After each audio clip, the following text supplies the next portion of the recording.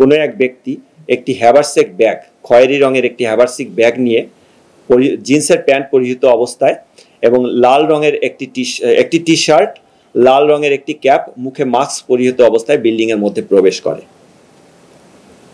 অতঃপর 1:57 উক্ত ব্যক্তিকে ভিন্ন পোশাকে আমরা সিসিটিভি ফুটেজে বের হতে দেখি।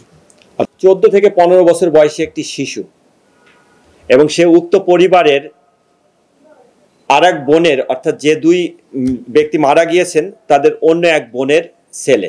মিরপুরের শেওড়াপাড়ায় যে জোড়া খুন, সেই খুনের ঘটনার রহস্য উদ্ঘাটন, এই বিষয়ে আজকের এই প্রেস ব্রিফিং। আমরা সকলেই জানি যে গত 9 মে 2025 তারিখ মিরপুর থানাধীন এলাকার শেওড়াপাড়ার একটি জোড়া খুনের মতো নৃশংস হত্যাকাণ্ডের ঘটনা ঘটে।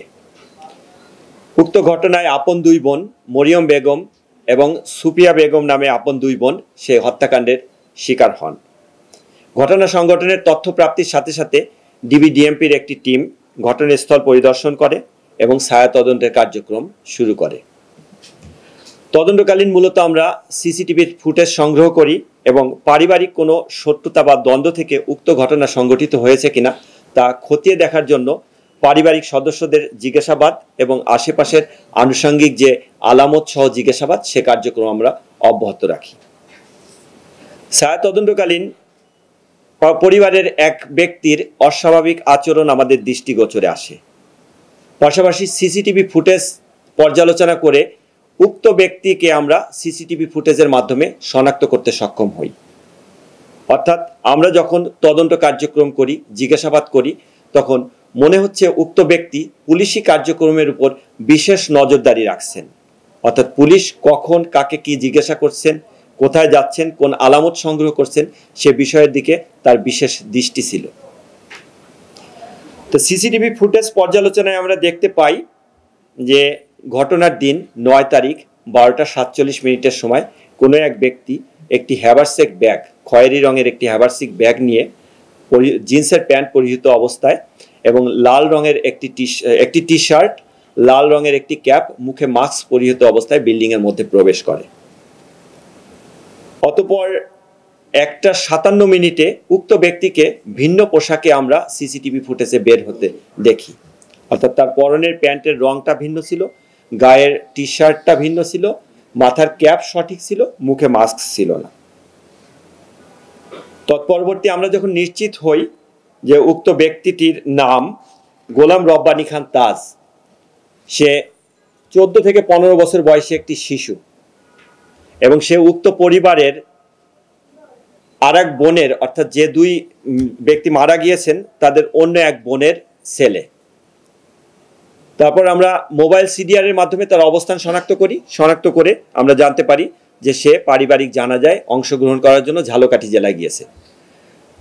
আমরা একটি টিম পাঠাই, ঝালকাঠি জেলা থেকে তাকে জিজ্ঞাসাবাদের জন্য আমরা আনি, সাথে তার পরিবারের সদস্যরা থাকে। প্রাথমিকভাবে তাকে জিজ্ঞাসাবাদে সে ঘটনার সাথে সম্পৃক্ততা স্বীকার করে। এখানে ঘটনার নেপথ্যে কি কারণ, সে রহস্য উদ্ঘাটনের জন্য তাকে আমরা ব্যাপকভাবে জিজ্ঞাসাবাদ করি।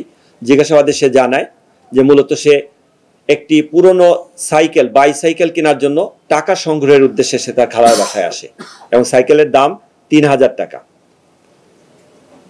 শুক্র, শনি, রবি 3 দিন স্কুল বন্ধ ছিল। সে সাথে কিছু কাপড় চোপড় সহ তার খালার বাসায় আসে এবং খালার কাছ থেকে সে টাকাটি সংগ্রহ করবে, এটি তার উদ্দেশ্য ছিল।